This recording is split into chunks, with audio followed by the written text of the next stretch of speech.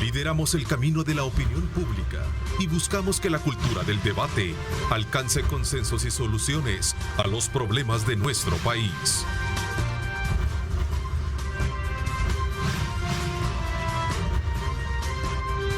Diálogo con Ernesto López. ¿Qué tal? Buenos días, El Salvador. ¿Cómo están? Son las 6:29 minutos, 6:29 minutos. Como siempre, nos da muchísimo gusto estar con ustedes a esta hora de la mañana. Como siempre, también dándole las gracias a Dios por permitirnos ingresar hasta la intimidad de sus hogares. Así que desde ya, bienvenidos. Vamos, como siempre, a ofertarles a ustedes un programa de hora y media para que conozcan los diferentes puntos de vista que se dan con relación a los temas que vamos a tratar esta mañana. Y uno de ellos tiene que ver precisamente con esta gira que realiza la vicepresidenta de los Estados Unidos a Centroamérica, particularmente hoy en esta primera visita a Guatemala. Y vamos a hablar acerca del contexto y de todos los aspectos que se están tratando, especialmente cuando se habla de minimizar el impacto del tema de la migración en los Estados Unidos y cómo recrear de condiciones favorables en términos de cooperación y economía a países como Guatemala, Honduras y El Salvador. Así es que ese estado de relaciones de El Salvador con Estados Unidos, por supuesto, no puede pasar por alto. ¿Y quién mejor para que nos hable sobre estos temas? Al doctor Napoleón Campos, especialista en relaciones internacionales, integración regional y migración. Doctor, qué gusto tenerlo acá con nosotros en esta primera parte del programa. Ernesto, un gusto volver acá a Megavisión, a Canal 21 y a su programa. Muy contento, pero también muy triste porque estos temas para los que me ha convocado estamos atravesando una situación crítica, difícil, que ya vamos a ahondar en ello, Ernesto. Con el mayor gusto y buenos días a las amigas y amigos dentro y fuera del territorio nacional. Por supuesto, no podemos pasar por alto tratar el tema relacionado con este rompimiento de cooperación entre la OEA, CICIES y el gobierno de la República, particularmente por los aspectos que ahí se sustentan en tales decisiones. Vamos a desde luego entrar en detalle para hablar sobre estos temas. Y quizás será el punto primario por el cual abrimos esta conversación, este diálogo de la mañana, exhortándoles, invitándoles a ustedes a que participen, @diálogo21, @Neto López Radio. Son las dos cuentas en Twitter disponibles para que ustedes participen. Y por supuesto nuestro canal en YouTube, nuestro canal en Facebook están abiertos para que ustedes también puedan formular sus comentarios y preguntas. ¿Cuál es su impresión con relación a este tema de la decisión de la Fiscalía General de la República de haberse separado precisamente del tema de CICIES? Y las CICIES emitieron un comunicado que sin duda alguna ha dejado una estela de muchas interrogantes en el camino, doctor. Bueno, Ernesto, hay que contextuar esta decisión que yo lamento muchísimo. Porque confunde la política de reclutamiento de personal, que es muy propia del secretario general de Naciones Unidas, Ernesto, con el convenio interamericano de lucha contra la corrupción, bajo el cual fue cobijada la primera versión de las CICIES. Entonces, Ernesto, yo lamento mucho porque no es ni la primera acción que el país toma en la cual queda evidenciado de que no se le está apostando en los términos que la comunidad internacional nos está solicitando, de enfocar el tema de la lucha contra la corrupción y la prevención de la corrupción.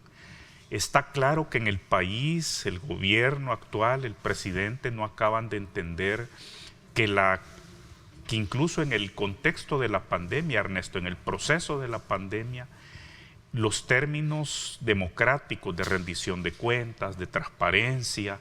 Usted ahora entra, en este momento navega y entra a la página del Fondo Monetario Internacional y lo primero que encuentra es una serie de memorándums girados a todos los gobiernos del mundo pidiéndole la mayor transparencia, la mayor rendición de cuentas, el mejor manejo de los fondos del pueblo, de cada pueblo, durante la pandemia. Entonces, Ernesto, viene la vicepresidenta Harris, porque los temas están íntimamente interconectados, a culminar lo que es claramente, Ernesto, una ofensiva diplomática de la administración Biden en Centroamérica, en la región.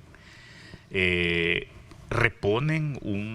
la encargada de negocios nueva, ¿verdad? Que ex embajadora en el país, mueven allí una pieza importante en Centroamérica por la importancia que tiene El Salvador en la política exterior de Estados Unidos.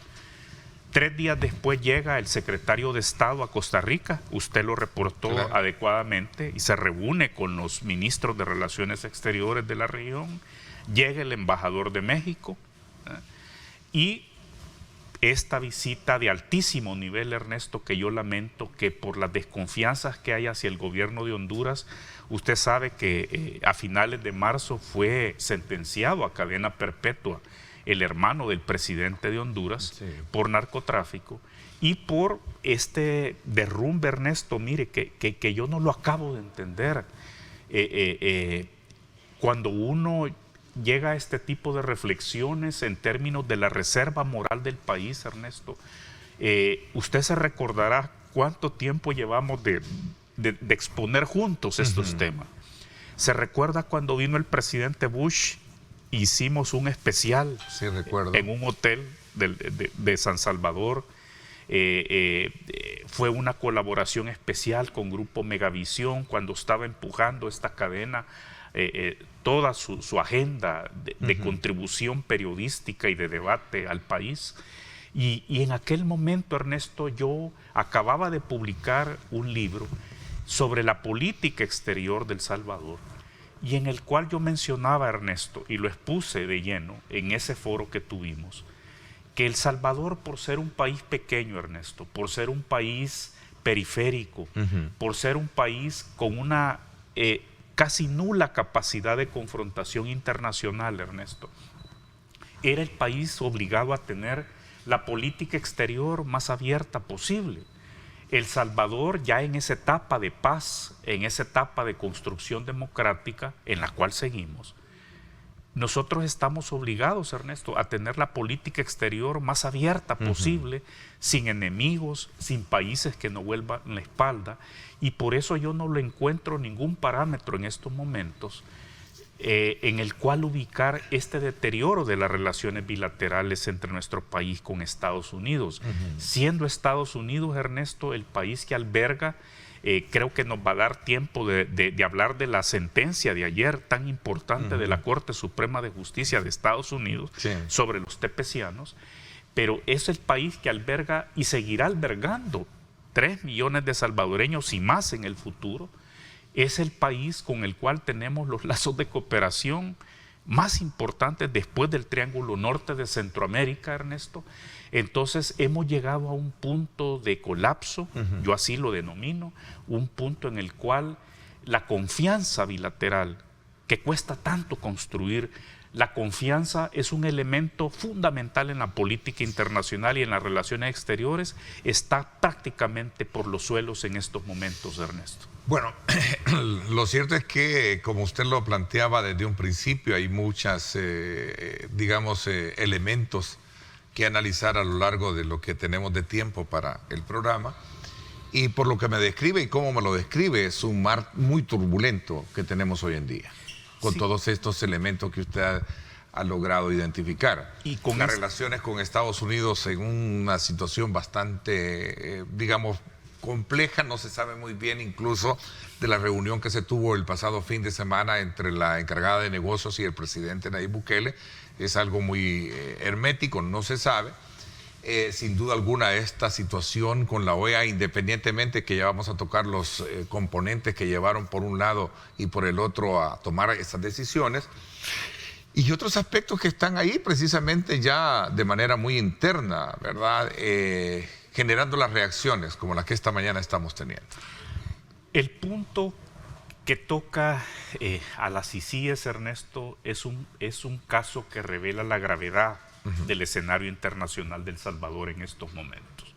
Y lo revela porque las CICIES, con todo y que no fue el diseño más adecuado, yo creo que el diseño que debió haber tenido las CICIES debió haber sido un diseño conjunto de cooperación técnica y financiera bajo las dos convenciones internacionales que nos rigen, Ernesto, de los cuales el Estado de El Salvador, no el gobierno, el Estado de El Salvador es garante, que son las convenciones anticorrupción, Ernesto, bajo Naciones Unidas y bajo la OEA, se convertía con todo, y que no era el diseño deseado, se convertía en un instrumento de asistencia técnica, Ernesto, adecuado para iniciar una importante lucha contra la corrupción.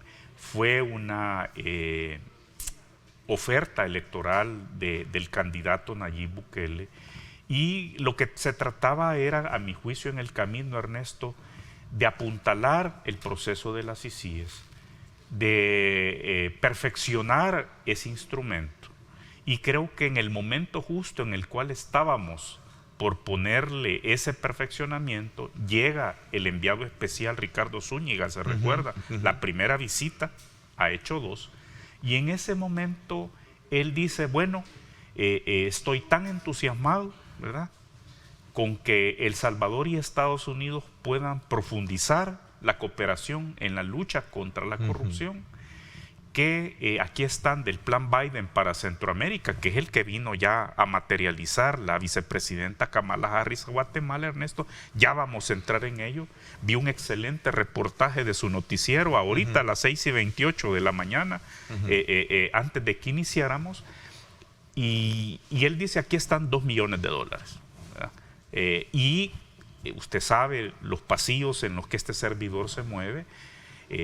Inmediatamente varios países europeos tomaron con atención este importante gesto de Estados Unidos de dar a las CICIES $2 millones, porque rápidamente esto abría la posibilidad que países que han cooperado con la cooperación, con la lucha contra la corrupción en Centroamérica, como Suecia, Noruega, Dinamarca, Francia, el Reino Unido, pudieran también contribuir con más fondos para robustecer las CICIES.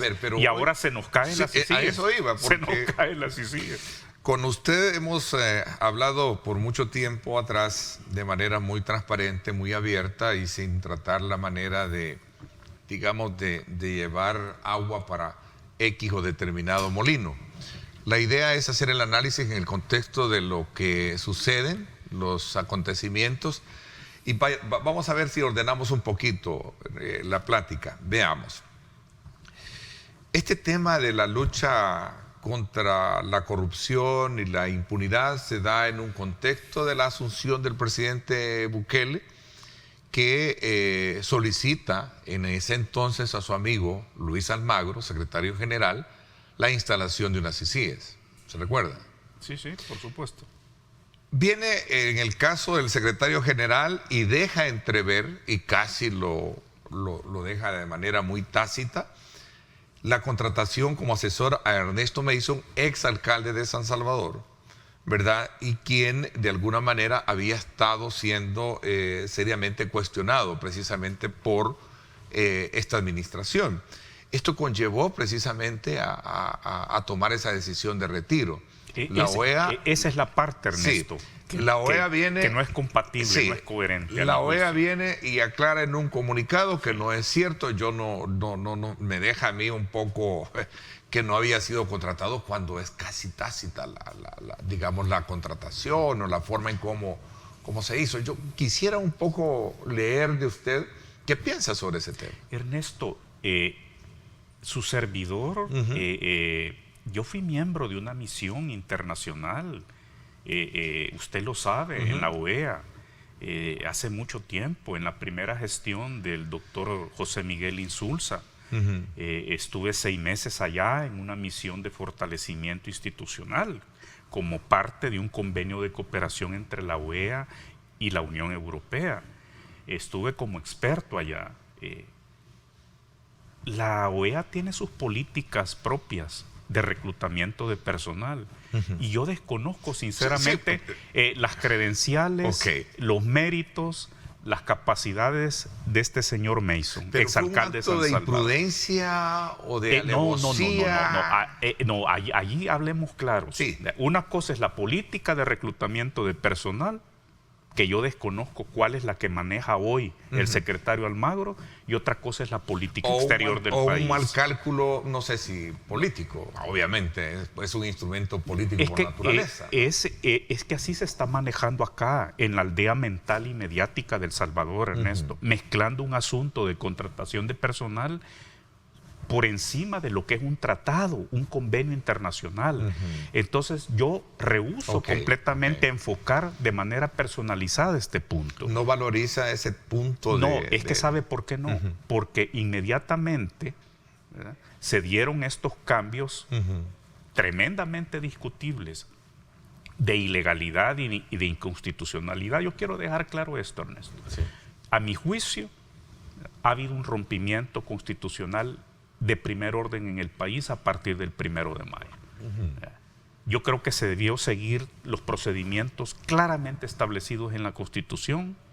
Si el interés de la nueva legislatura, con pleno derecho, allá hay una mayoría legislativa que piensa, que valora, que tiene una visión de país, y hay que respetarla porque es producto de una votación legítima y democrática. Eso no está en cuestionamiento. Lo que está en cuestionamiento es pasar por encima de la Constitución para destituir y nombrar. Y de las primeras declaraciones que dio el señor Delgado es que él iba a revisar el convenio de las ICIES. Y lo más grave, creo yo, con el comunicado de ayer es que parece que va a quedar sepultado un conjunto de 12 expedientes o más, no sé. Sí, lo dice la OEA. Lo dice la OEA, y creo que hay que creerle a la OEA. Es decir, que estaban de por medio 12 expedientes donde había una sospecha fundamentada de que podían haber acciones delictivas en relación con las compras anómalas e irregulares del gobierno durante la pandemia. Y mire, hay otras cosas que a mí me parecen importantes para ir más allá, y que son los compromisos del país. Las cláusulas democráticas, Ernesto, están en todos los convenios de cooperación del Salvador, en todos los convenios de cooperación de los países centroamericanos con Canadá, Estados Unidos, con Japón, con Corea, con la Unión Europea, con España, considerando a los países europeos individualmente. Entonces, Ernesto, a mí me ha llamado la atención la manera como está enfocando la política exterior, y lo lamento, el presidente Bukele, porque las relaciones exteriores, Ernesto, no son un menú a la carta. No es que usted diga, mire, hoy quiero pupusas, mañana taquitos mexicanos, pasado mañana carnita asada, no. Y por eso me llamó mucho la atención la expresión cuando él dice, no quiero que se metan con El Salvador, no quiero que interfieran con decisiones que estamos tomando aquí, pero va al Fondo Monetario Internacional a solicitar 1.300 o 1.500 millones, ¿verdad? Entonces, las relaciones exteriores, Ernesto, y esto lo quiero dejar muy claro a su audiencia, y se lo digo de manera calificada como experto de estos temas, las relaciones exteriores constituyen un todo coherente. Usted no puede ir a decir, no interfieran, cuando en otras áreas de las relaciones exteriores usted está tendiendo la mano. Entonces, intereses migratorios, intereses comerciales, endeudamiento externo, créditos internacionales, inversiones, cooperación sanitaria ahora, Ernesto, por la pandemia. Y la pandemia no ha terminado todavía. El mundo se está preparando para 3, 5 años más de estar enfocada la cooperación internacional sobre el COVID-19 y sobre futuros virus que puedan aparecer y que se puedan extender a nivel global. Entonces, estamos en un momento importante a donde la corrupción, a donde el Estado de Derecho se mantiene por igual. La pandemia, Ernesto, no tiene que ser un distractor en lo absoluto de las buenas prácticas de gobierno. Así que, mira, Ernesto, rematando este punto, a mí me preocupa muchísimo que la visita de la señora Kamala Harris no haya sido una oportunidad para una cumbre regional. Yo creo que debíamos estar allí, debimos haber estado con ella. ¿Por qué? Por los anuncios que hizo, Ernesto, Solo viene Guatemala, ¿no? Guatemala, México. Y México. Pero la visita a Guatemala era considerada una visita regional. Sí, era para convocar a los presidentes. Exactamente. Y le quiero decir, yo estaba ya en Guatemala y estuve en la segunda reunión en la cual llegó el vicepresidente Biden, entonces vicepresidente. No concretizar una reunión cumbre de esa naturaleza, como usted lo plantea, doctor, es un síntoma de que las relaciones obviamente con los Estados Unidos no pasan por buen momento, No por pasan más por que buen se momento. quiera matizar. Así es. ¿Eso me quiere decir? Así es. Eso le quiero decir. Son ausencias que pesan muchísimo. En diplomacia, obviamente, la diplomacia. elegancia es... Pero no solo la elegancia para decir las cosas es... Pero no solo la elegancia para decir las cosas, sino los hechos concretos. Es diferente a como nosotros podemos percibir una reacción, ¿no? ¿Qué sucedió en aquel momento en el que yo estuve presente en la segunda visita de Biden a Centroamérica en Guatemala? Hubo una cumbre regional. Asistieron los 8 presidentes, jefes de Estado y de Gobierno del Sistema de Integración Centroamericana. Llegó el presidente del Senado de México, es decir, se convirtió aquello en una cumbre para poder concertar políticas regionales contra el narcotráfico. Se sentaron las primeras bases en esta filosofía. Mire, ¿qué es lo que sucede? Y esto se materializó la semana pasada cuando Blinken estaba en Costa Rica, Ernesto, el secretario de Estado. Esto es importante. El presidente Biden con la vicepresidenta Kamala Harris, que usted ya sabe, desde ya se pinta como una candidata demócrata, porque el presidente Biden en 4 años va a tener 81 años. Posiblemente no sea el candidato para la reelección, ¿verdad? Y pueda ser quizás la contendiente demócrata, posiblemente contra el expresidente Donald Trump, no lo sabemos. Pero ¿qué pasó la semana pasada? Ellos liberan un memorándum donde dicen claramente que el tema de la lucha contra la corrupción, Ernesto, es un tema de seguridad nacional para los Estados Unidos. Por supuesto. Entonces es un mensaje claro. Y otro mensaje claro, que no hay una cumbre regional en Guatemala ayer, a propósito de la visita de la señora Kamala Harris. Anuncia la constitución de una fuerza de tarea conjunta en Centroamérica. Contra la corrupción y la impunidad. Y anuncia una serie de fondos que va a manejar AIDE, que van a manejar de manera conjunta sector privado, sociedad civil organizada, multinacionales para la generación de empleo en la región. Se anuncian fondos para mujeres jóvenes emprendedoras, se anuncian fondos para la juventud, se anuncian millones de dólares destinados a la agricultura y a la formación de cooperativas de pequeños emprendedores agrícolas para generar circuitos económicos y evitar así la migración irregular. Es decir, y El Salvador está ausente, Honduras está ausente y Guatemala pareciera que se deslinda de las críticas principales al Triángulo Norte y saca la mejor tajada, que yo hubiese querido que El Salvador también hubiese tenido de esa tajada con Estados Unidos. Es un momento incómodo para los Estados Unidos, teniendo como respuesta a sus preocupaciones la palabra que todo lo que se está haciendo en el país son cambios hechos para construir una nueva nación, y son cambios irreversibles, como lo dijo el presidente en su discurso del 1 de junio. Mire, yo creo que muy poco de eso es creíble en Washington.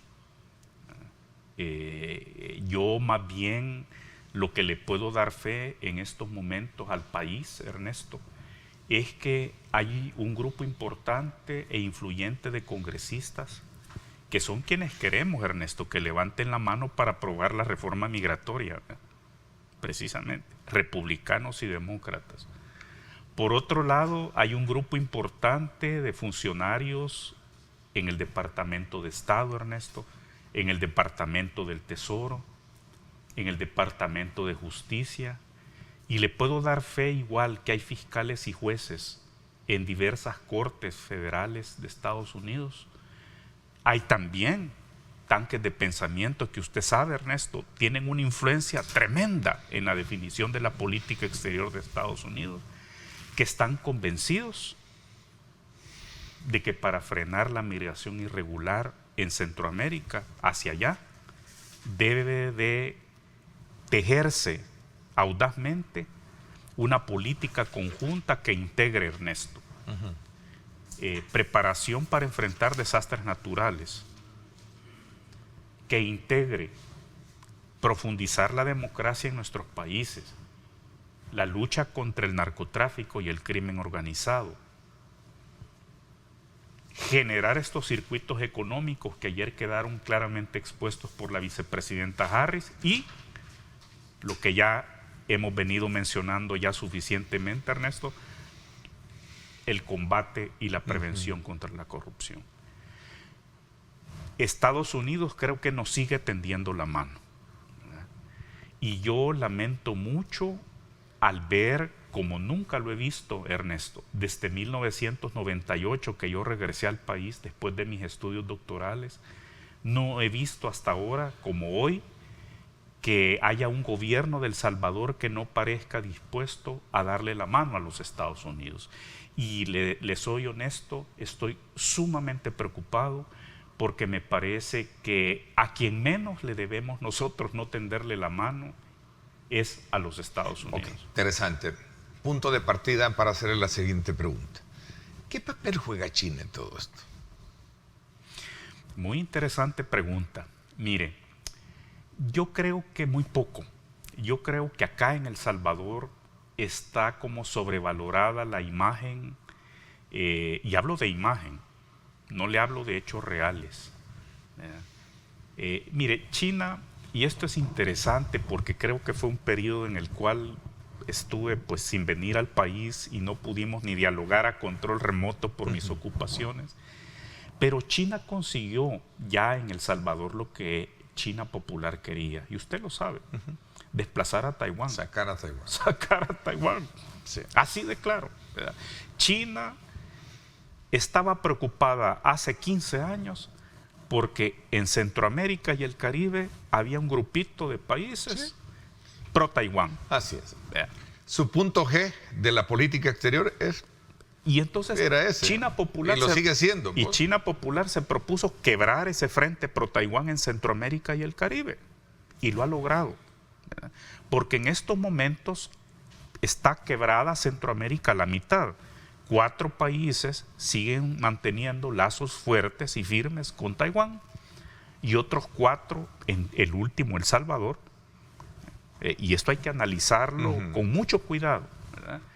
Fue la última decisión de peso que se echó encima el presidente Sánchez Serén, ¿verdad? Reconocer a China Popular y desplazar a Taiwán.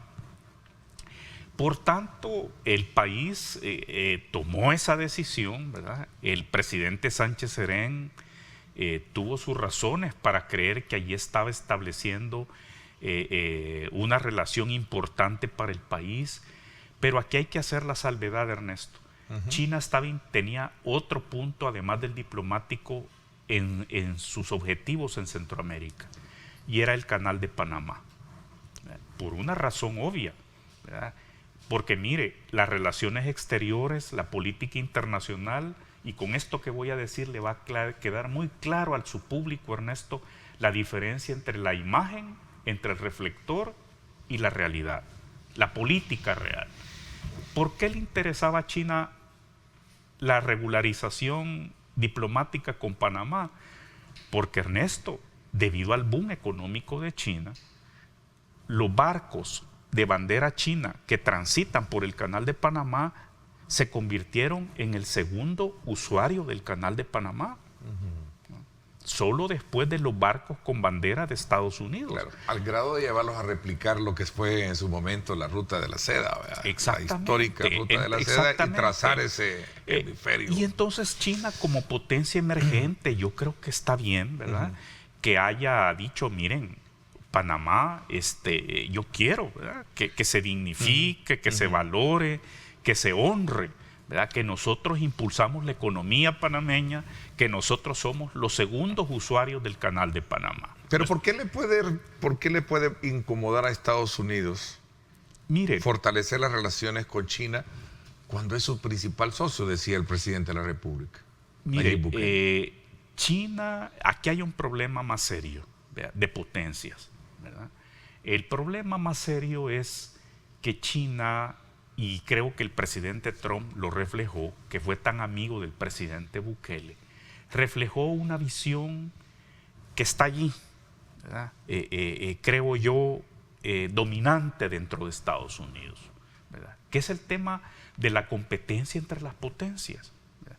Y el presidente Trump llevó al extremo esa visión, al decir claramente y al expresarlo con acciones. Mire, el presidente Trump, y le voy a decir una cosa más general, son muy pocas las decisiones que estableció, decisiones, Ernesto, acciones concretas, decisiones de trascendencia que estableció en política exterior el presidente Trump, de las cuales no ha retrocedido el presidente Biden. Y una, Ernesto, es con China, y calificar a China como enemigo de Estados Unidos. Y eso está ahí.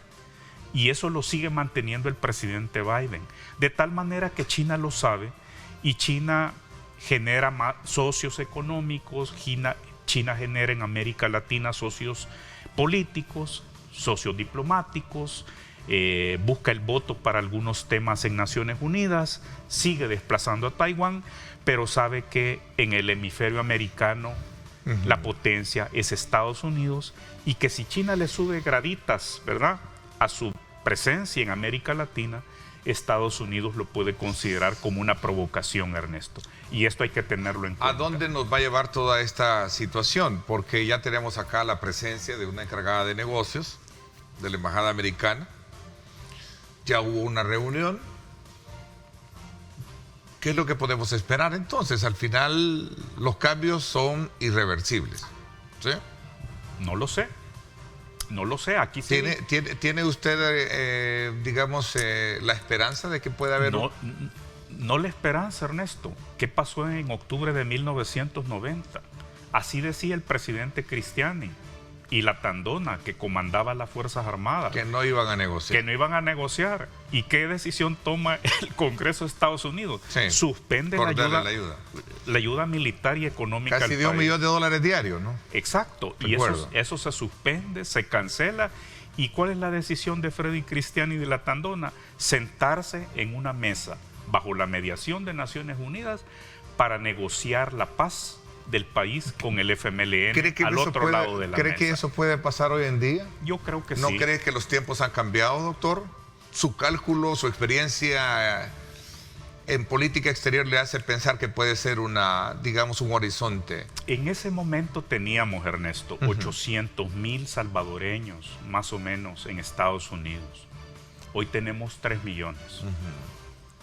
Entonces, son 30 años de diferencia, donde lo que ha sucedido es que hemos fortalecido más la relación estratégica con Estados Unidos. Ok, vamos a hablar de eso cuando regresemos. Me preocupa, me llama la atención, pero antes, como bien construida está la palabra preocupa, pues hay que ocuparnos para ver este tema de la decisión de la Corte de los Estados Unidos sobre el tema de los tepecianos, ¿verdad? Que no hay camino que pueda llevarlos a tener una residencia así tan a la mano como lo escuchamos o lo vimos ayer en esa sentencia. Por cierto, el periódico oficial resalta un titular en la cual destaca de que no todo está perdido. Ahí lo veíamos precisamente en uno de sus... Dice precisamente que en el caso de los tepecianos, unos 263,000 salvadoreños protegidos a este programa, obviamente no podrán optar por la residencia permanente. Eso es lo que dice la decisión de este tribunal. Sin embargo, pues vemos ahí una noticia, un titular, piden a tepecianos guardar la calma. El fallo de la Corte Suprema contra el TPS es un revés, pero también hay que mantener la calma, ¿verdad? Hay otras salidas, como no se pueden ver. Vamos a hablar de esto, doctor, ¿le parece? Cuando regresemos. Gracias a usted por estar con nosotros. Vámonos hasta el sector de Carretera Los Chorros. Ahí usted puede apreciar cómo está el tráfico a esta hora de la mañana. Ahí tenemos también un inconveniente, si no más veo ahí unos vehículos queriéndose incorporar en el carril segregado hacia San Salvador. Tome en consideración usted estas imágenes si piensa desplazarse a esta hora 7:04 minutos por esta zona.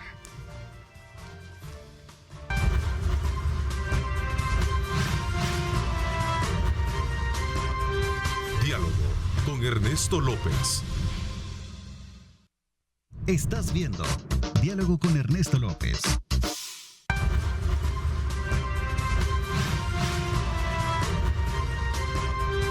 Diálogo con Ernesto López.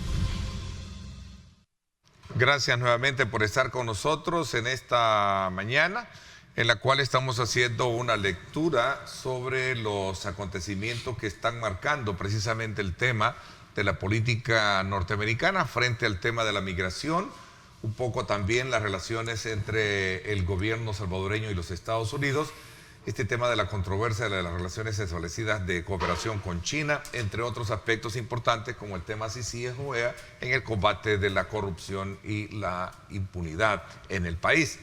A ver, decía de que este tema de los tepecianos es un punto también que no puede soslayarse en el contexto de un análisis como el que estamos haciendo. Pero también quiero cerrar un poco el ciclo anterior hablando un poco sobre esta famosa lista que se apresta a ser presentada en los próximos días, famosa lista Engel, que se basa precisamente en un principio de carácter legal a partir de la aprobación de este proyecto que se hizo, si no me recuerdo, en el 2005, creo, la aprobación de esta ley. No, Ernesto, no, es más inmediata. Es más inmediata, sí, 2015 o 2005. Sí. Pero fíjese que es curioso, porque ya que recordábamos cuando Estados Unidos le dobló el brazo a Freddy Cristiani y a la Tandona en octubre de 1990, uno de los auspiciantes, porque fue una decisión del Congreso, republicanos y demócratas, para contribuir a la paz en El Salvador en aquel momento.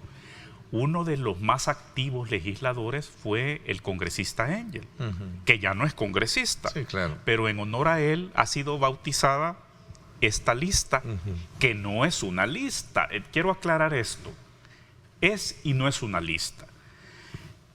No es una lista porque es más bien una perspectiva de cómo Estados Unidos sancionará a corruptos centroamericanos, violadores al Estado de Derecho, violadores a la democracia, narcos, ¿verdad?, incrustados dentro de los gobiernos de los tres países, El Salvador, Guatemala y Honduras.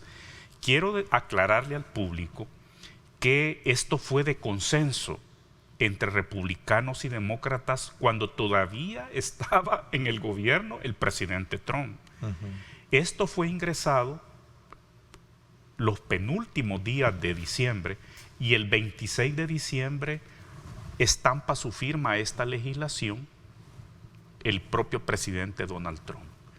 Entonces, en esta legislación, es decir, esto no es de ningún congresista, es del Congreso, es una ley de forzoso cumplimiento y establece un periodo de 6 meses máximo para conocer esto que yo llamo ya un régimen de sanciones. Técnicamente esto se llama un régimen de sanciones, porque puede contemplar desde sanciones individuales a quienes ya he señalado, a los perfiles que ya he señalado, sanciones migratorias, financieras, puede también comprender, Ernesto, sanciones a instituciones, a entidades públicas y privadas que sean señaladas de estar vinculadas a la corrupción, al narcotráfico, etcétera.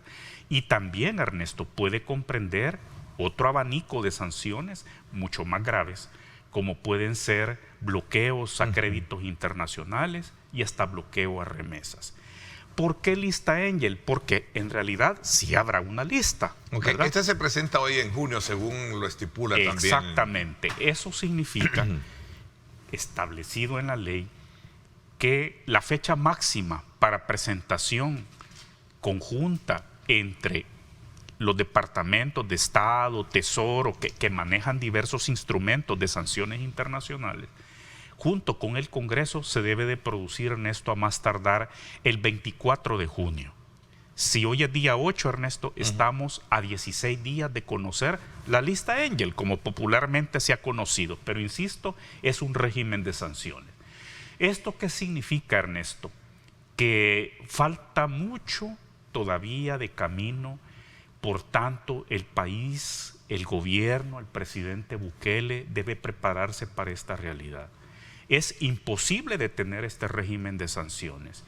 Y yo creo que debe ser un campanazo, porque algunos dicen, es que ya no puede estar peor la relación con Estados Unidos. Puede ponerse peor si no sabemos tomar las decisiones con sabiduría y con visión de Estado. Yo creo que Estados Unidos nos hace un gran favor en brindarnos información, en brindarnos cooperación para llegar al fondo de las estructuras narco, corrupción, etcétera, en nuestros países. Creo que le debemos de tender la mano a Estados Unidos.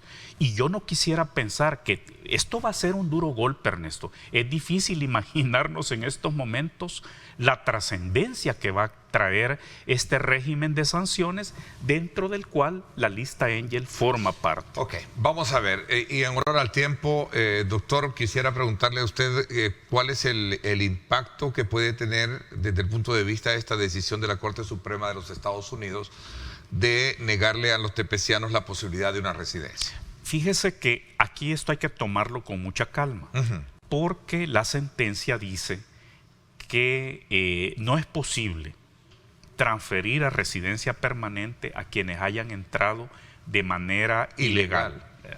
No todos los tepecianos y no todos los salvadoreños entraron de manera ilegal, por un lado. Y recordemos que el grupo de tepecianos, en el marco de los 2.5 a 3 millones de salvadoreños, Ernesto, es un grupo relativamente pequeño, ¿verdad?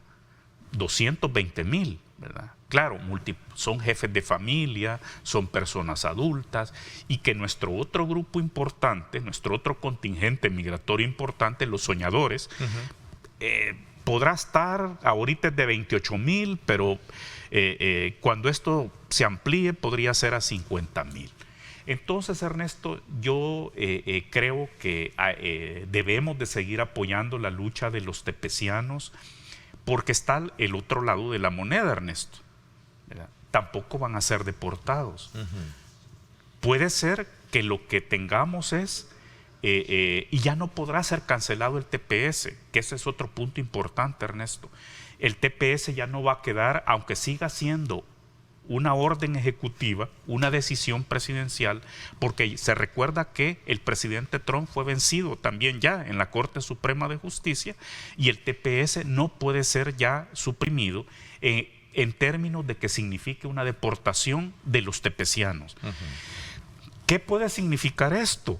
Que estos miles y miles, los 220,000 salvadoreños, se mantengan permanentemente hasta el fin de sus vidas en este estatus de protección temporal. Aunque este siempre ha sido un punto de estar discutiéndose cada vez que está por culminar el proceso, ¿no? Exacto. Entonces puede ser que esta sentencia de forzoso cumplimiento para el gobierno de Biden y para el Congreso sea de alguna manera articulada para brindar un estatus permanente de protección, ¿verdad?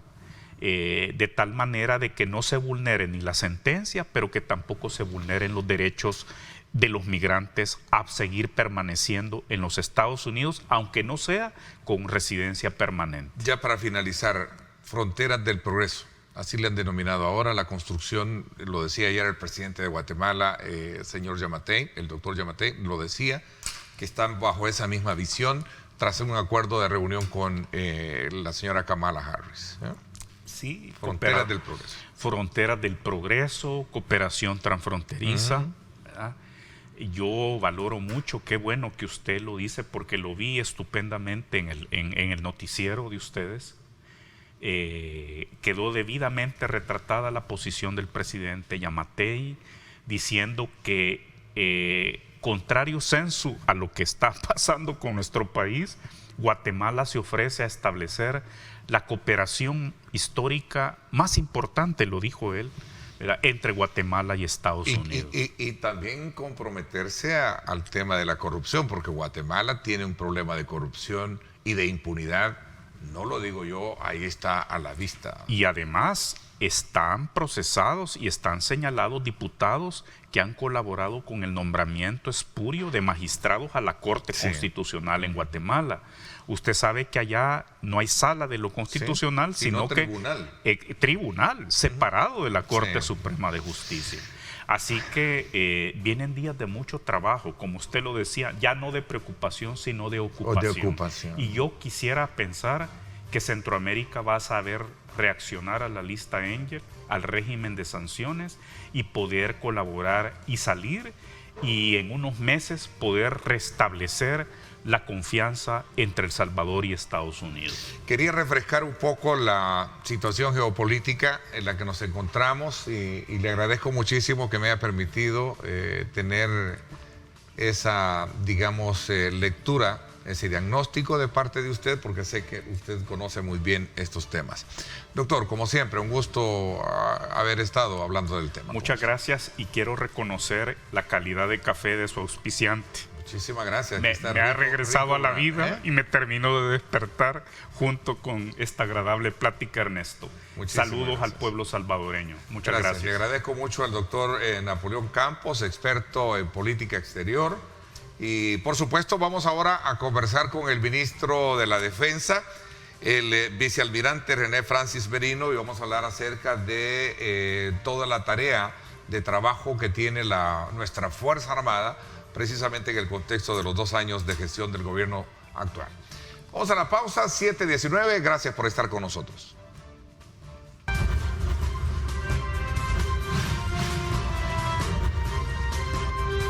Diálogo con Ernesto López.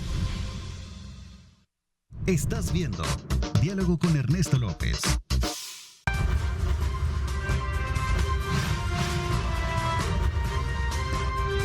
Diálogo con Ernesto López.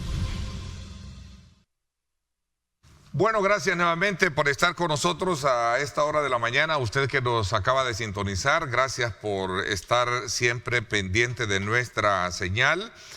Vamos a darle la más cordial bienvenida al señor ministro de la Defensa Nacional, al vicealmirante René Francis Merino. Gracias por acompañarnos, ministro, qué gusto saludarlo. Buenos días, Ernesto, buenos días a toda la audiencia de Canal 21.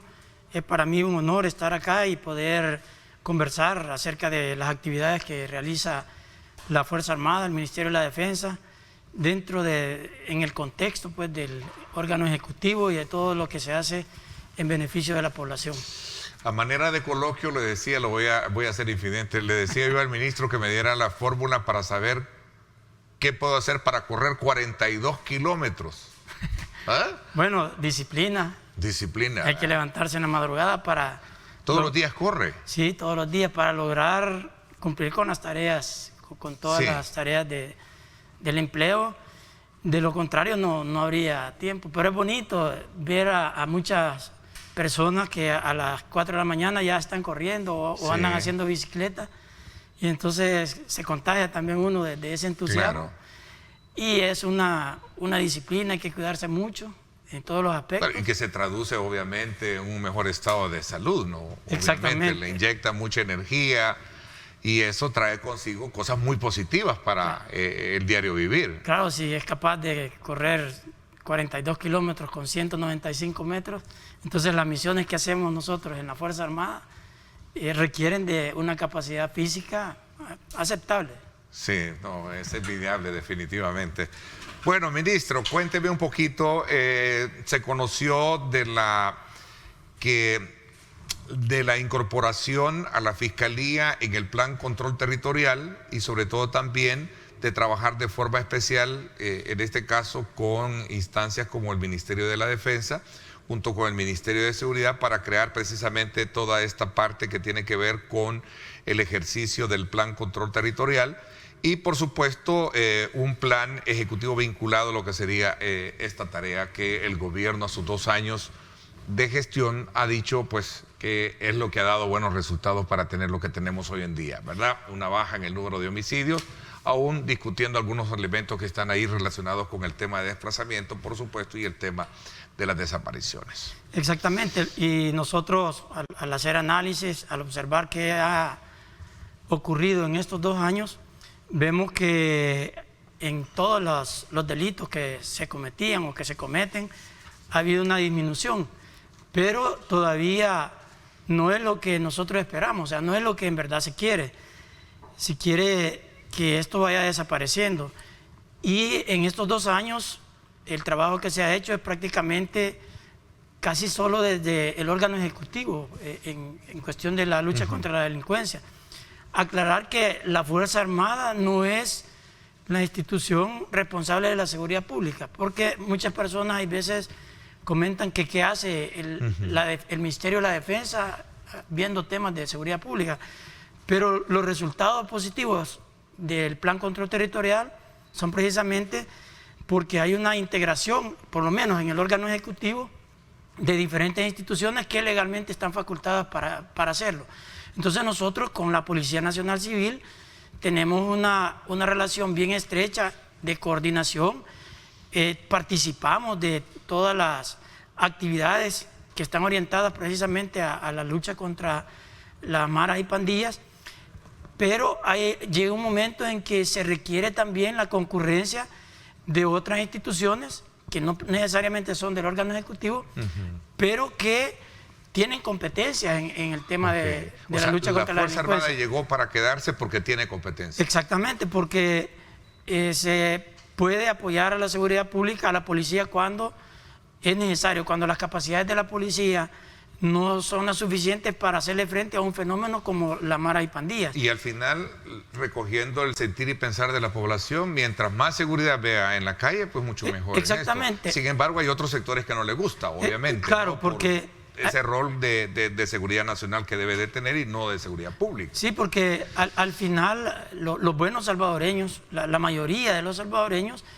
queremos vivir en un país en paz, pues en un país donde se puedan desarrollar todas las actividades cotidianas de manera normal, como se desarrolla en otros países. Entonces, para alguna gente que no quieren ver un país así, tal vez para cubrir su ineficiencia en el pasado, estas actividades no les son de mucho agrado, porque demuestran, porque se puede evaluar qué es lo que pasó antes y con lo que está pasando ahora. Y hay gente que le gusta hacer esas comparaciones y decir, bueno, esto está siendo más eficiente. Entonces, ¿qué es lo que pasa con lo que presenciamos el día de ayer? Nosotros hemos estado desde hace días atrás, junto con el Ministerio de Justicia y Seguridad Pública, la Policía Nacional Civil, viendo el comportamiento que ha tenido la delincuencia en los últimos 2 años y qué está pasando en los últimos meses, cómo es que se está comportando este fenómeno.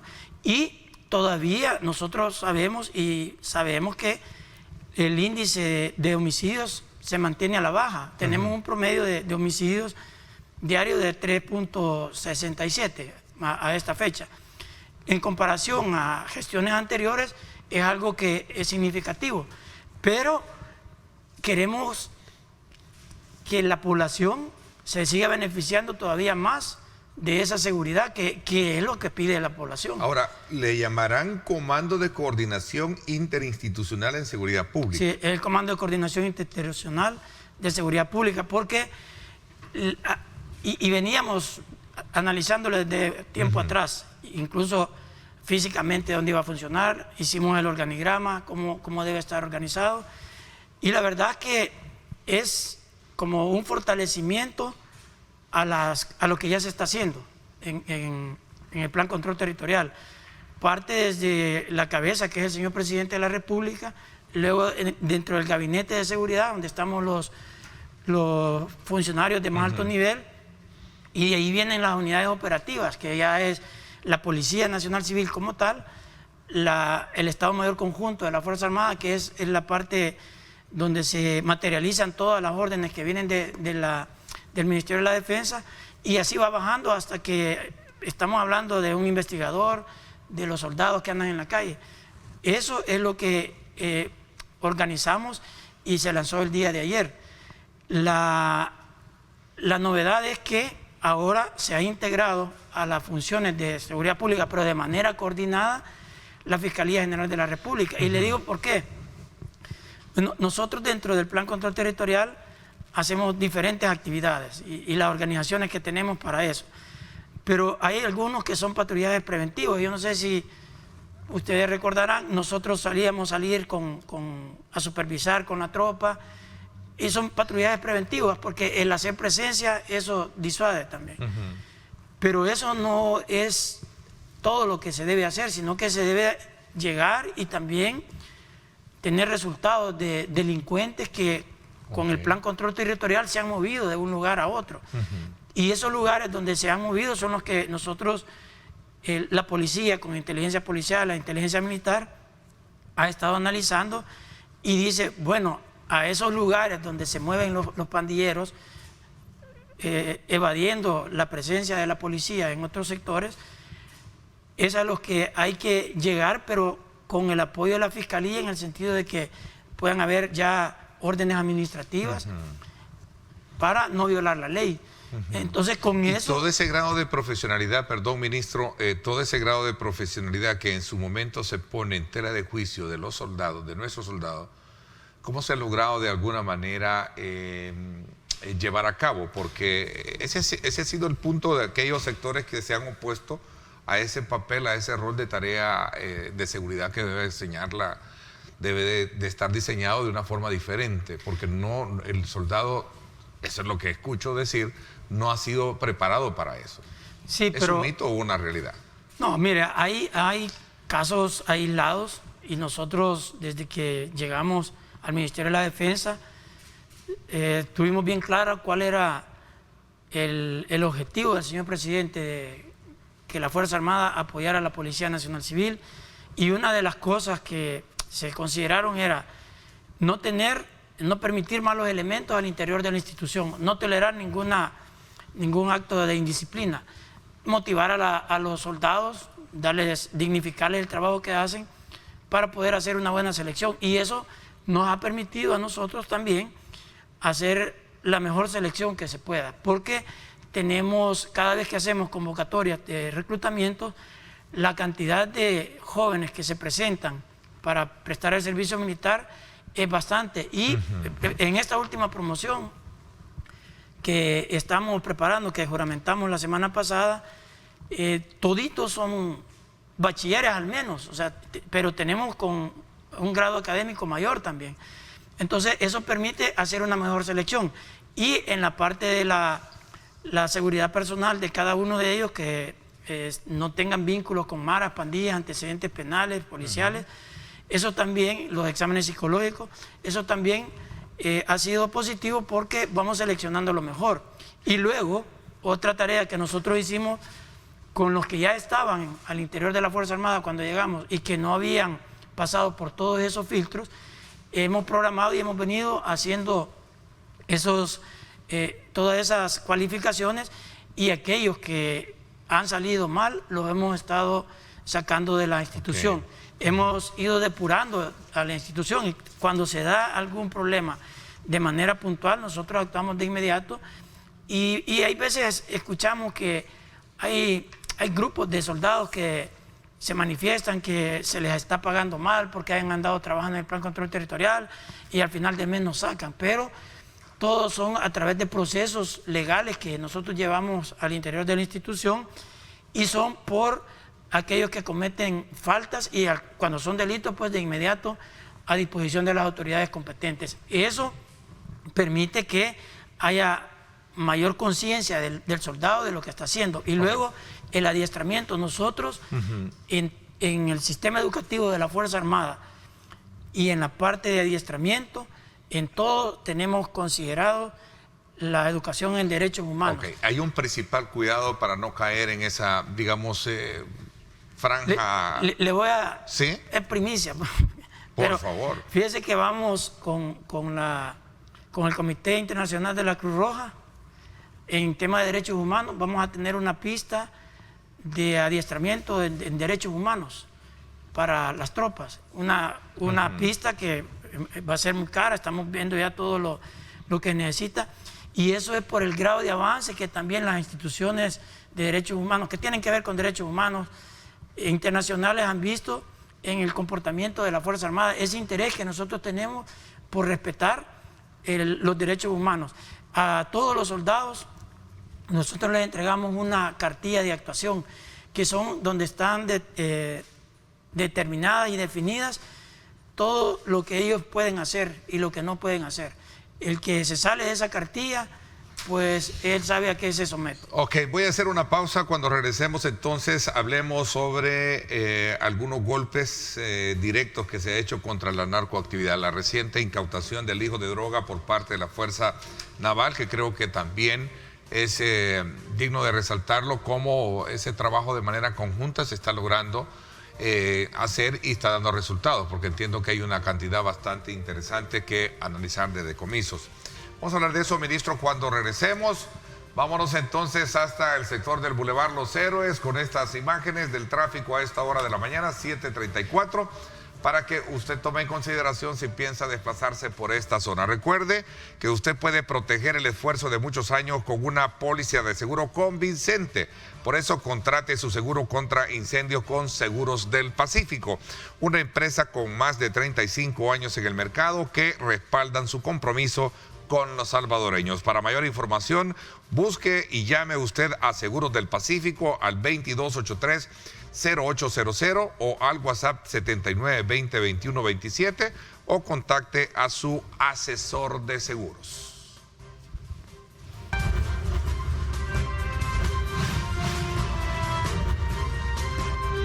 Diálogo con Ernesto López. Estás viendo Diálogo con Ernesto López.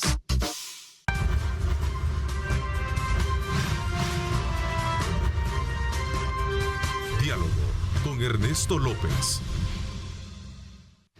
Bueno, gracias nuevamente por estar con nosotros. Voy a recordarle entonces a que usted pues proteja el esfuerzo de muchos años con una póliza convincente. Le invito a usted a que contrate su seguro contra incendios con Seguros del Pacífico, una empresa con más de 35 años en el mercado que respaldan, por supuesto, su compromiso con los salvadoreños. Recuerde consultar a Seguros del Pacífico llamando al 2283-0800. Ahí está el teléfono para que usted lo consulte, o se tiene también un WhatsApp 7920-2127 o contacte a su asesor de seguros. Continuamos conversando con el ministro de la Defensa, el vicealmirante René Francis Merino, sobre este otro tema que tiene que ver con las acciones para combatir la narcoactividad en el país. Recientemente se conoció también de un nuevo decomiso de droga, ministro. Sí, fíjese que nosotros, junto ahí, siempre apoyando a la Policía Nacional Civil, mantenemos un esfuerzo orientado también al fenómeno del narcotráfico. Hay que considerar que se mueven cantidades de dinero bastante significativas. Como Fuerza Armada de El Salvador, nosotros pertenecemos también a la Fuerza de Tarea Interagencial Conjunta Sur de Estados Unidos, Yahara South. Está su sede en Cayo Hueso, en Key West. Allí hay un oficial de la Fuerza Armada, se destaca por 2 años, el cual está integrado a 18 países más que están representados de esa manera, y las fuerzas de los Estados Unidos. Es más, el CSL que hay acá en Comalapa es parte también de esa organización. Entonces, ¿qué es lo que hacemos nosotros?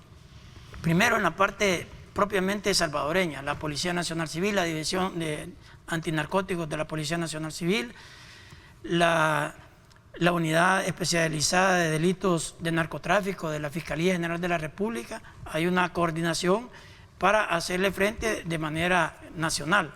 Y luego en la parte internacional, específicamente en lo marítimo, es que nosotros tenemos esa coordinación, y a través de Yahara South lo que hacemos es que hacemos intercambio de información y hay apoyo también de ellos. Entonces, el desafío grande es la protección de las 200 millas de mar territorial salvadoreño. Mantenemos las 24 horas del día, los 365 días del año, unidades de la Fuerza Naval cuidando esas 200 millas de mar territorial, y coordinamos con la Policía Nacional Civil otras actividades en la lucha contra el narcotráfico. Ahí es donde hay intercambio de información. Recientemente lo que se dio fue que a 62 millas náuticas al sur de Garita Palmera, se tuvo conocimiento de unas lanchas que estaban ahí, y luego cuando ellos detectaron la presencia de las unidades de la Fuerza de Tarea Naval Tridente, hicieron la fuga, nosotros la persecución en caliente, y luego abandonaron 24 paquetes de droga y se internaron a aguas guatemaltecas. Entonces, lo importante acá es que las instituciones, la Policía Nacional Civil y la Fuerza Armada, mantenemos siempre ese constante trabajo en contra del narcotráfico, específicamente ahora estamos hablando de la parte marítima, pero no es dijéramos, desconsiderar lo que pasa en la parte terrestre. En los últimos 2 años han habido decomisos importantes de droga también que ha hecho la Policía Nacional Civil. Recordémonos unos furgones que venían de Honduras, en los cuales en uno había 1.5 toneladas de cocaína. O sea que la vía no solo es marítima, no, y es que la narcoactividad. Exactamente, y eso es lo que se debe de comprender, porque cuando se está haciendo un trabajo eficiente o ellos están teniendo resultados, los narcotraficantes, resultados negativos en algún ambiente, por ejemplo en la parte marítima, buscan otras alternativas. También hay utilización de aeronaves para el narcotráfico. Muchas de las aeronaves van a caer a Guatemala, que han cruzado tal vez territorios de otros estados. Entonces ellos buscan cualquier alternativa, cualquier lugar que se les permita, y algunas veces es natural que arriesgan pérdidas por un lado para lograr pasar por otro, pero se les ha dado golpes bastante duros en estos 2 años al narcotráfico, en la parte marítima y en la parte terrestre. La Policía Nacional Civil también con la unidad de Storm ha hecho incautaciones en el mar de cocaína, y esto lo que nos dice a nosotros es que el trabajo que ustedes ven del Plan Control Territorial no es solamente estar contra las pandillas, sino que ver todos los problemas contra de delincuencia todo ilícito. Ministro, usted me mencionaba la coordinación que se tiene con el gobierno de los Estados Unidos. Hoy, en el contexto de esta situación y de los temas que ha logrado sacar a luz la política, ¿sigue la buena coordinación, sigue la ayuda, la cooperación del gobierno de Estados Unidos con la Fuerza Armada, o se perfila que viene o va a ser cortada a raíz de toda esta situación de no trabajar directamente con instituciones como en su momento lo escuchamos decir? La Fuerza Armada con el Grupo Militar de los Estados Unidos siempre han mantenido, recuérdese que nosotros como Fuerza Armada no nos metemos en política. Esa es una buena oportunidad para preguntarle. ¿No son instrumentos políticos, como en algún momento lo dijo el señor José Miguel Vivanco, director de Américas de Human Rights Watch? No, pues si la población es testigo de lo que nosotros hacemos.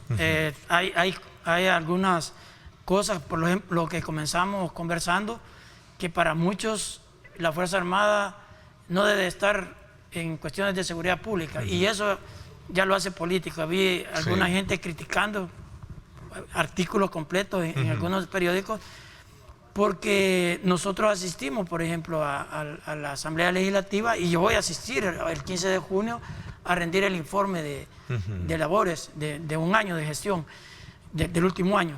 Entonces, para muchas personas eso no es correcto, para ellos, pero está en la ley que lo tenemos que hacer. Claro. Y por eso es que hay veces cualquiera puede decir que es político, pero al final es... Sí, o sea, pero un instrumento político per se no sí, o se sea, político así. Partidario no, no podemos. Entonces, como esa es la naturaleza nuestra y de ellos también, nosotros seguimos manteniendo ese trabajo contra el narcotráfico internacional, contra otras amenazas transnacionales, y seguimos teniendo la cooperación. Hay una cooperación bilateral. Nosotros también hemos compartido información importante en cuestiones de narcotráfico. Fíjese que aquí ve lo que se captura, lo que se incauta en el mar territorial salvadoreño, pero hay cantidades grandes de droga que se incauta fuera de las 200 millas.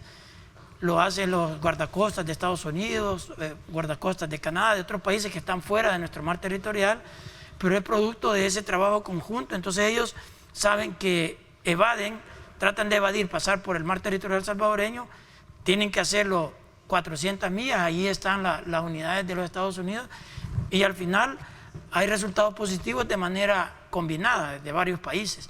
Es producto de ese trabajo que nosotros siempre mantenemos. Eso es obvio que de cesarse, de dejar de hacerse, le va a generar más problemas también a Estados Unidos, que es el destino final de las drogas. Entonces, lo importante acá es que por ese rol apolítico que tiene la Fuerza Armada, es que nosotros seguimos teniendo el apoyo del grupo militar de los Estados Unidos.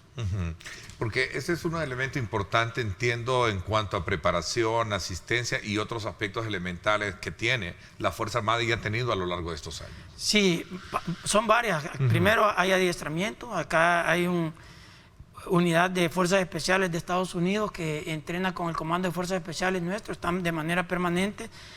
Hay otros adiestramientos en los cuales somos invitados a participar en Estados Unidos. Estados Unidos tiene convenios con otros países de Sudamérica a los cuales tenemos acceso de adiestramiento. La educación de la mayoría de nuestros oficiales y suboficiales. En Estados Unidos tenemos instructores salvadoreños en Winsett, en Fort Benning, Columbus, Georgia, como instructores invitados.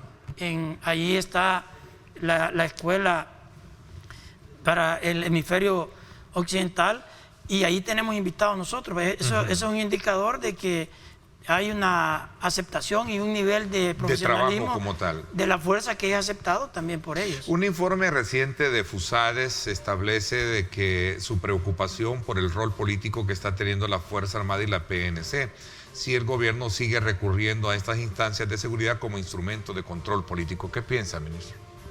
Pues que indiquen cuál, porque nosotros, una de las acusaciones que nos hacían era por la contribución que hacemos nosotros en las entregas de los paquetes PES, por ejemplo. Decían que eso era un instrumento político. De la Fuerza Armada no, y yo les decía y les muestro a la oficialidad, les digo, miren, estos años 2001, del 2001 al 2019, todo lo que la Fuerza Armada ha hecho siempre. Veíamos, por ejemplo, notorio para los terremotos del 2001, la Fuerza Armada fue la que tomó el mando porque colapsó el gobierno. El primer día quisieron manejarlo ellos, colapsaron y le dieron el mando a la Fuerza Armada. Entonces, hicimos ese trabajo de ¿Y por qué considerarlo una situación política? Sí, si al final es ayuda. Sí, porque son los recursos que tiene el órgano ejecutivo para hacer o para gobernar, pues, o sea, existen, si no existieran. Entonces, lo importante es ver qué es lo que hacemos. Ejemplo, el caso de las vacunas también, que estamos apoyando en eso.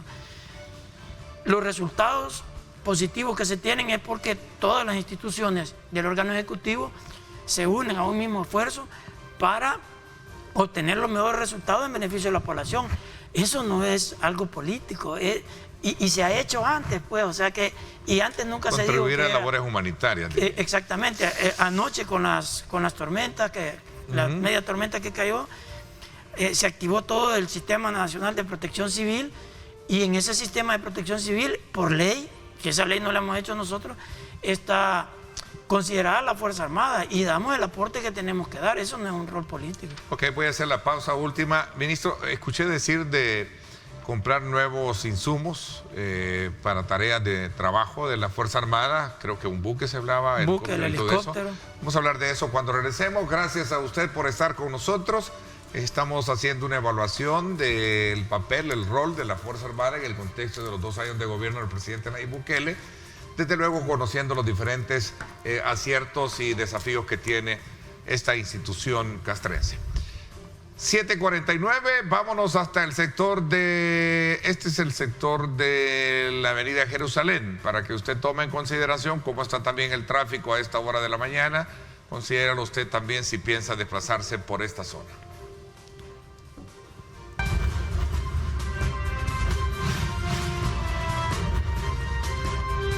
Diálogo con Ernesto López. Estás viendo Diálogo con Ernesto López.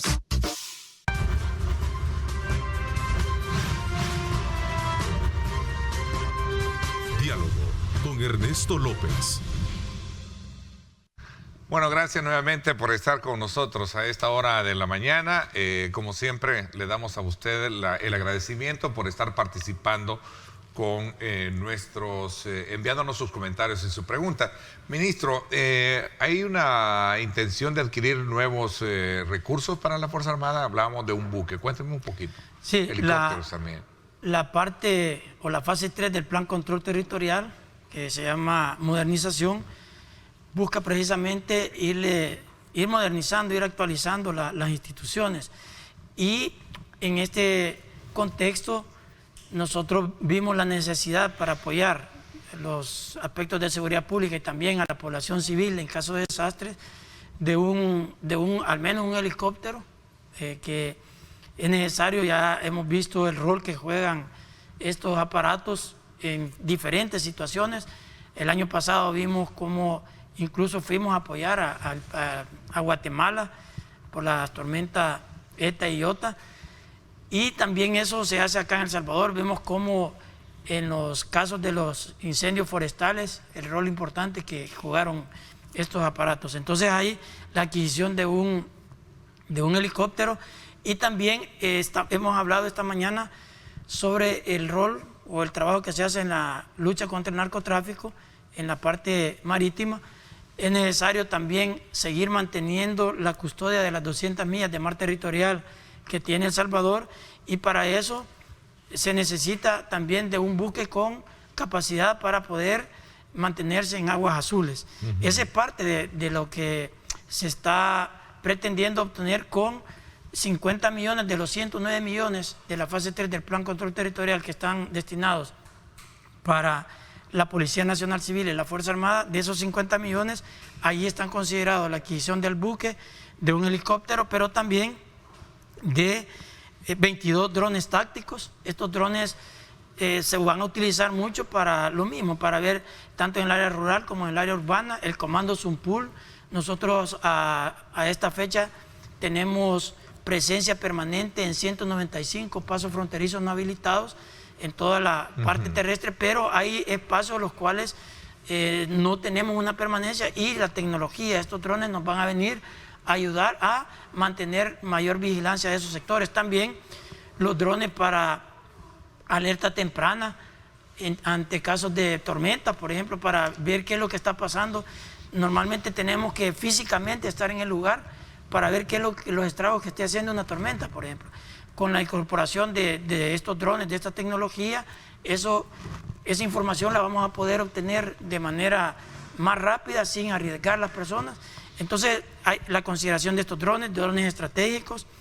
El helicóptero, también necesitamos vehículos de transporte del personal, tanto para carga como de transporte del personal, que están considerados en ellos.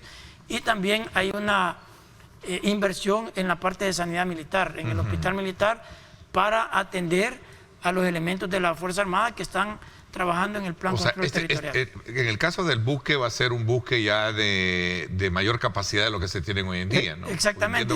Que los que se tienen hoy son más de reacción. Tienen menos autonomía. Y ahora se necesita un buque que tenga... Bueno, usted es un hombre de mar, ¿verdad? Claro, exactamente. Entonces es un OPV más o menos, que es un patrullero oceánico, se llama. ¿Y ese tiene la negociación de todos estos recursos, o hoy con este tema del financiamiento que ya se tiene? Sí, lo que sucede es que el año 2019, cuando se presentó el Plan Control Territorial y sus fases, se presentó a la Asamblea Legislativa la solicitud para ese préstamo. Sí, y a partir de ese momento se comenzó a hacer la defensa. Estuvimos con la Asamblea en la Comisión de Hacienda y Especial del Presupuesto, en la Comisión de Seguridad de la Asamblea, defendiendo y explicando al detalle cada una de estas cosas, igual que lo hicimos con el BCIE, porque para que ellos aprobaran esto tenía que cumplir con los requisitos de ellos. Y recordémonos que fue aprobado en la Comisión Especial, esa fue aprobado, dieron el visto bueno. Si el problema sucedió cuando iba a pasar a plenario, que ya no lo pasaron, pero ya traía una aprobación. Entonces, lo que estamos hablando ya tiene estudios previos, ya hay bastante avance en eso. Solo se necesitaba el desembolso del dinero. Estamos en esa fase nuevamente, haciendo otra vez la presentación de todos los requerimientos para la adquisición de ellos. Pero algo también importante es que en estos 2 años que ya transcurrieron, nosotros con el presupuesto propio de la Fuerza Armada también ya hicimos inversiones y estamos haciendo inversiones grandes para darle protección a la fuerza. Es decir, que los soldados estén cumpliendo con las misiones, pero que anden con todo lo mínimo necesario que deben de tener. Usted va a observar todavía muchos soldados andan en la calle y no andan sus chalecos ni sus cascos. ¿Por qué? Por el abandono el que se tuvieron anteriormente. Nosotros ya hicimos varias inversiones y a este momento, producto de la burocracia que lleva lo de la ley LACAP, no hemos adquirido ya más equipos. Pero ¿y los incentivos para el personal cómo está, digamos, esa categoría? Porque una cosa es andar muy bien, pero una cosa también es andar el estómago vacío, ¿no? Eso es lo que yo le mencionaba, que fue de lo primero que se vio con el señor presidente. Primero, que fuera una institución disciplinada y que los soldados fueran disciplinados. Y segundo, que también los soldados tuvieran las condiciones mínimas necesarias para subsistir. Cuando el señor presidente, yo me recuerdo, me preguntó cuánto ganaba un soldado, le dije que $216. Me dijo, no me creía, o sea, no creéis, ¿cómo puede subsistir con eso? De ahí que se solicitó $200 para refuerzo de la alimentación de los soldados. Y ustedes se recordarán que en los primeros meses en el centro histórico apareció como a eso de las 22 horas el señor presidente reunido con unos soldados. Llegó al terreno a visitar y ahí ellos les ponían que el dinero era mejor que se los entregaran a ellos, porque ellos podían comprar los alimentos donde ellos más quisieran. Estuvieran ubicados. Y entonces él tomó la decisión de que se le entregaran $200 a los soldados que estaban en el plan control territorial. A esta altura se les está entregando a 8.600 más o menos efectivos, son 9.077 que están en el plan control territorial, pero a este momento se les está entregando a 8.600 esos $200. Válido y bien merecedor, porque son obviamente los que están al frente, ¿no? Y luego él también dijo que en los 2 primeros años iba a dar otro incentivo, que fue en enero del 2020 se nos entregó $100 para toda la Fuerza Armada, y en enero del 2021 otros $100, es decir, se les aumentó $200 más, el 100% del sueldo que tenían, más a una parte de los efectivos, $200 para la alimentación. Esa es la parte directa de los incentivos económicos. Se les mantiene los $400 de cada 3 meses por el hecho de estar trabajando en la seguridad pública. Y lo que nosotros estamos haciendo, que estamos adquiriendo catres, porque no tenían catres, o sea, ya estaban deteriorados, algunos duermen en el suelo, y eso lo estamos haciendo nosotros. Estamos comprándoles 1.000 cascos más, 1.000 chalecos más. Qué bueno que se le está poniendo y dándole énfasis a esa situación, de ver cómo se le facilita mejores condiciones de vida. Y dándole capacidad a la institución para que pueda servir de mejor manera a la población. Fíjese que con esto de las tormentas, cuando hay deslaves, el Comando de Ingenieros de la Fuerza Armada juega un rol bien importante, pero ya no tenía maquinaria. Entonces ahorita estamos por finalizar una licitación para... Me quedo desde luego pendiente de seguir conociendo más adelante cuáles son todas esas concreción de proyectos que se tienen para seguir apoyando a la Fuerza Armada. Ministro, el tiempo se me fue. Gracias por haberme acompañado. Gracias a usted. En verdad es poco el tiempo y muchas cosas que hablar, pero siempre es un honor estar acá y hablar con toda la sinceridad del mundo, explicarle a la población qué es lo que hacemos, y a los soldados también, que hay que seguir manteniendo esa disciplina que hemos mostrado hasta el momento. Gracias. Por mi parte, esto es todo por hoy. Pásenla bien y, como siempre, recuerden lo más importante: amar a Dios sobre todas las cosas. Lideramos el camino de la opinión pública y buscamos que la cultura del debate alcance consensos y soluciones a los problemas de nuestro país.